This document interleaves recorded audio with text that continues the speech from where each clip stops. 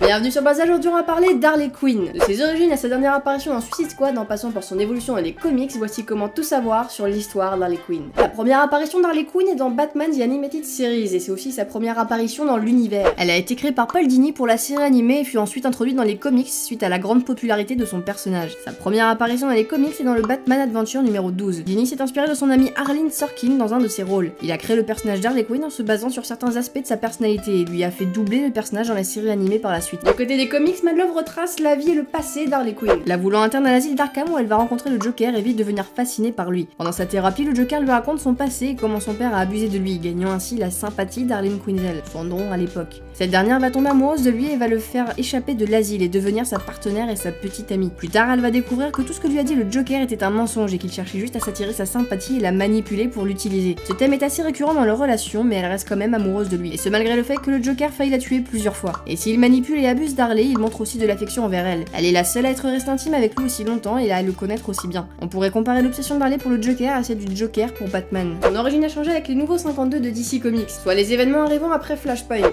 Le point Flash. En gros, Flash a foutu la merde et brisé l'espace-temps. Et les trois timelines DC, Vertigo et Wildstorm vont fusionner pour contrer une grande menace et former le DC Universe, ou les nouveaux 52. On relance les franchises comme on peut. Depuis son plus jeune âge, ses parents ne l'ont jamais encouragé dans ses études de psychologie criminelle, la raillant de vouloir une vie mieux que la leur. Une fois diplômée, elle va choisir de travailler à l'asile d'Arkham, mais elle va réaliser que le seul moyen d'atteindre tous les patients est de rompre la ligne docteur-patient. Elle va donc devenir l'un d'eux et va approcher le Joker sous un déguisement, et ce dernier va l'embrasser. On connaît tous la suite, elle va tomber red dingue de lui et s'échapper avec lui. Ce dernier va la jeter dans une cuve d'acide, ce qui va parachever sa transformation en rendant sa peau blanche et lui donnant sa couleur de cheveux rouge et bleu. Oh mon dieu!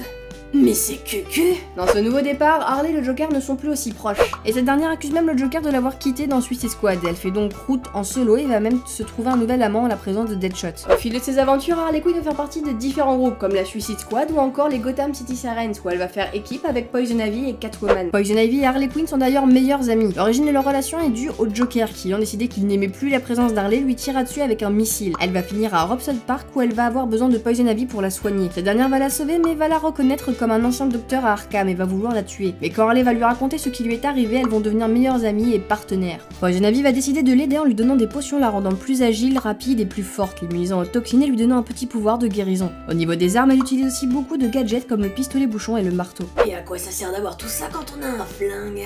Après la mort présumée du Joker, elle va rejoindre la Suicide Squad. Et plus récemment, elle a le droit d'être l'héroïne de ses propres aventures dans Harley Quinn où elle va devoir affronter une bande de tueurs à gages. Si vous souhaitez découvrir l'univers d'Harley Quinn, voici quelques comics qui retracent ses meilleures aventures. D'abord, on a Mad Love, puis Suicide Squad numéro 1, Harley Quinn Night and Day, le détective comics numéro 23.2. Voilà pour cette vidéo, j'espère qu'elle vous aura plu. N'hésitez pas à mettre dans les commentaires des sujets que vous aimeriez voir dans une prochaine vidéo. Sur ce, bye bye.